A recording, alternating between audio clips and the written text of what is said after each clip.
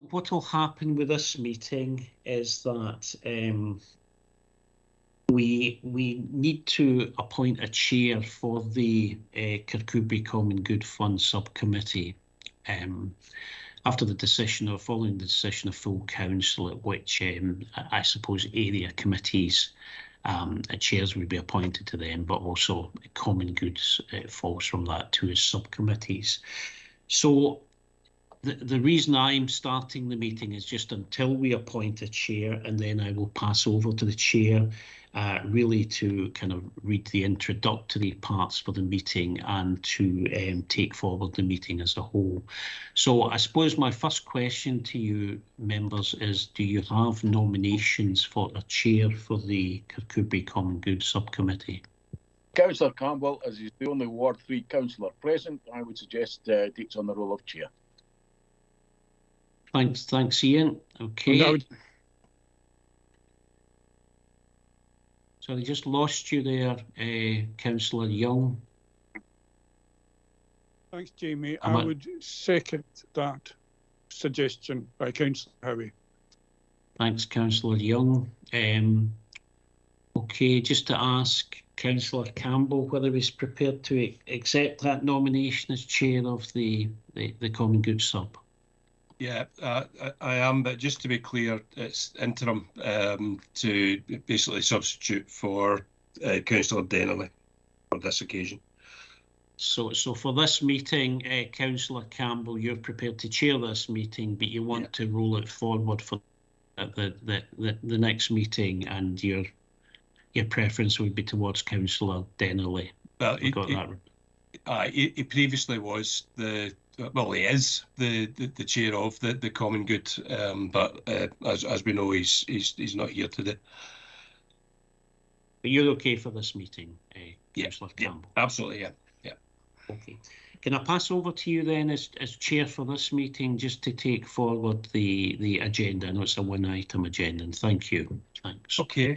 Well, hopefully we won't be here too long, folks. And firstly, thanks to Councillor Howie and for Councillor Young in particular at short notice stepping in so that we could conduct the business of this meeting. And hello, Lindsay. Item 1, sending apologies and chair's approval of members' remote participation. I do approve the remote participation, and Jamie, in terms of sending and apologies. You're on silent, Jamie. Sorry, Danny. We have Councillor Ian Howie, who's substituting for Councillor Andy McFarlane.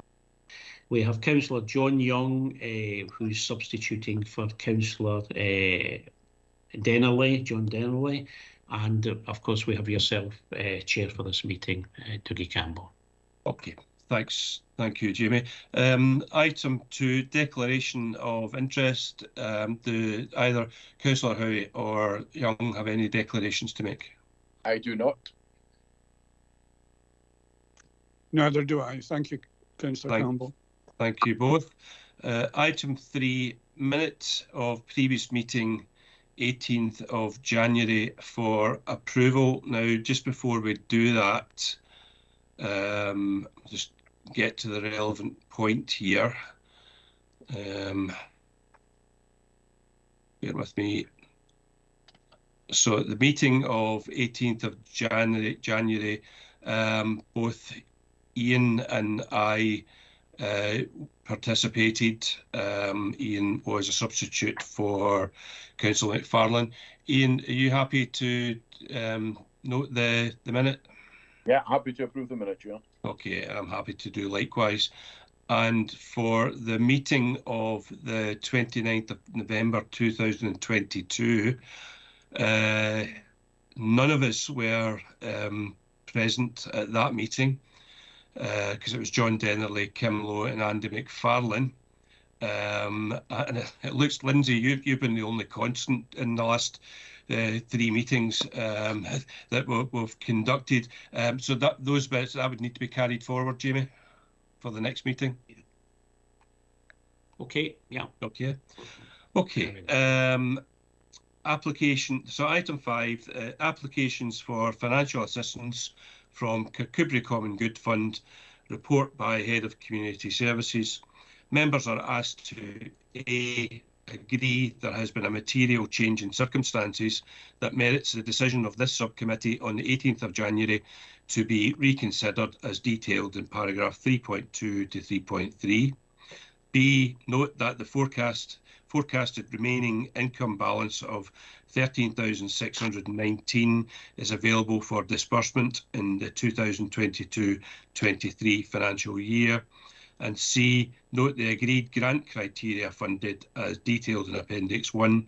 And D, consider and agree a revised award to the applicant as detailed in paragraphs 3.10 to 3.12 and Appendix 2. Jamie, is there anything you would like to say in relation to this report before we consider the application? Just to say, if useful, Chair, that I contacted the Kirkcudbright Development Trust to check with the funders, the lottery funders, that the application would be considered in April. And actually, the feedback from lottery was that the application will be considered in April. Actually, it won't be considered in April. It'll be considered in the last day of March, whenever that happens to be. So almost April. And that is the arrangement as stated in the report that the lottery will be taking. There has been no decision, is the feedback, on this application to date. It hasn't been considered by lottery to date and will be considered at the end of March, beginning of April. Hope that helps. Yeah, it does. And just for the benefit of everyone present, I asked Jamie to clarify this particular point because I saw an article, a Galloway news article online, which indicated that the application to the lottery had been refused, and that Kirkcudbright Development Trust were looking at alternative funding sources. So I take it then, Jamie, that the Development Trust have said that that is not the case, that what you just explained is the actual position that they are in at present? The Development Trust was the conduit for this information from the lottery, who have confirmed that that is not the case. There has been no consideration made on the application by lottery. The additional piece of information I had from and again it's via the Development Trust, was that lottery seemed minded to approve the application, but that's not factual. That's hearsay. That's correct. Okay. Well, thanks for getting that clarification. John, do you want to come in, John Young? Thanks, Dougie. Yes. Jamie talked a lot about Kirkcudbright Development Trust, but the application is from Kirkcudbright Community Centre. Could Jamie possibly explain the relationship between these two bodies, and also could he reassure me that Kirkcudbright Community Centre has its own bank account?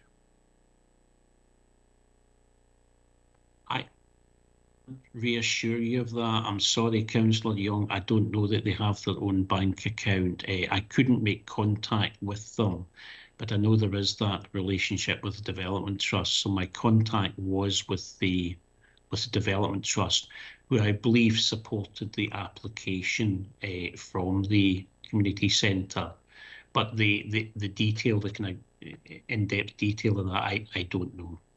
Sorry. Thank you, Jamie. So we don't know the type of organisation that Kirkcudbright Community Centre actually is. Are people elected to it? Are they a charity? There is a lack of information here, Jamie. Okay, thanks, John. Lindsay, you'd like to come in? Yes, read the point raised by Councillor Young. The answer is I personally don't know. I haven't seen any standalone accounts for Kirkcudbright Community Centre. And if there were accounts, or if there have been, as there should be, accounts submitted with the application, then, councillors, that would clarify as to whether or not they are A, a separate charity, B, have separate bank accounts, and who the committee is that controls the community centre. I don't know. Yeah, I think just that this particular point didn't come up in the original application in January, but my understanding was, as I recall it, was that the project was a joint project to take place within the community centre, with the utilising those particular facilities, and that it was a joint project with the Community Development Trust. Now that's my understanding, but as you say, John, it's not stipulated clearly in the application itself. I think I'm happy to proceed. I don't have any concerns, but I'd be happy to consider any proposals from Ian or John in relation to this specific point.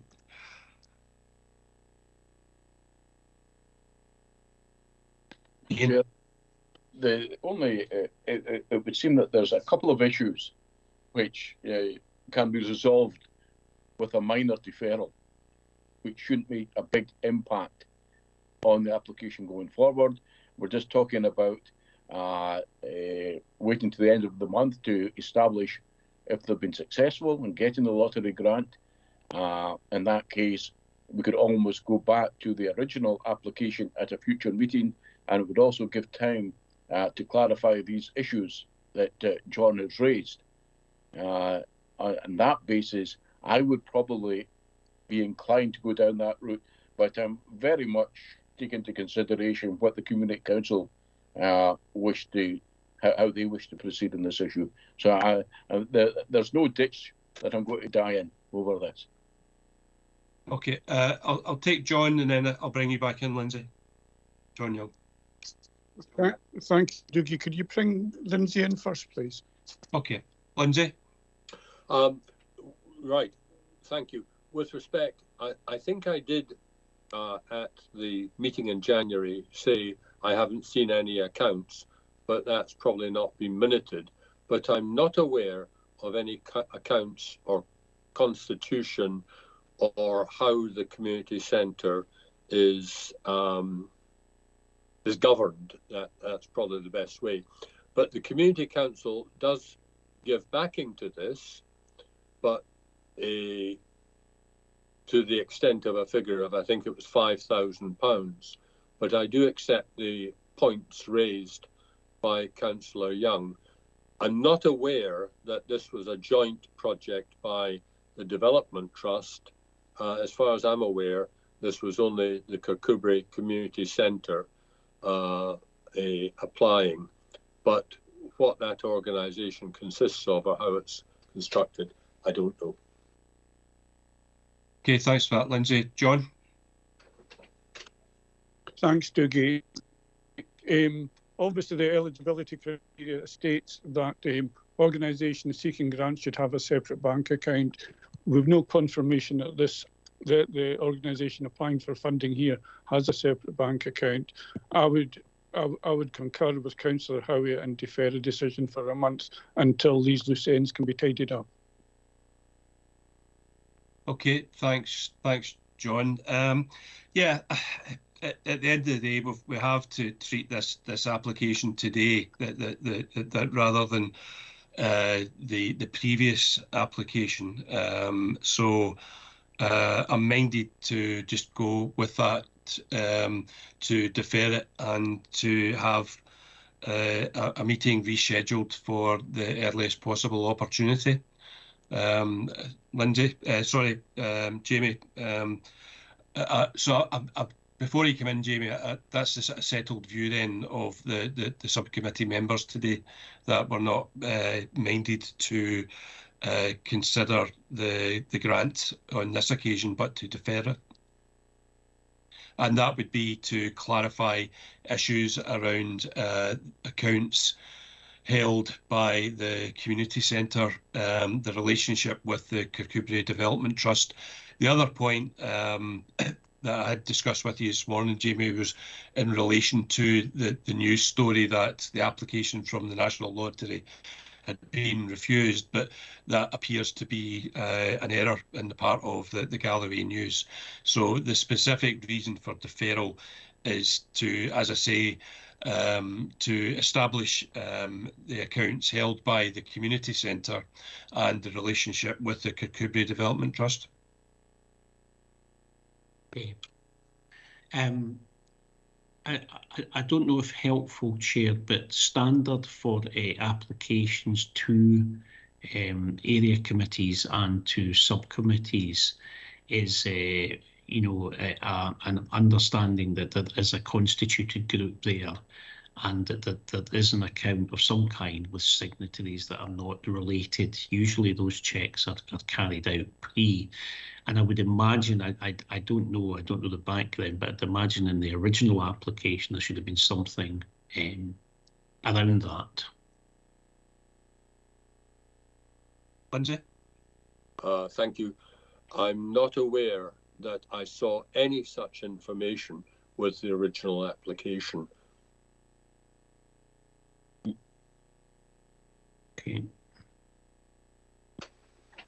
Okay.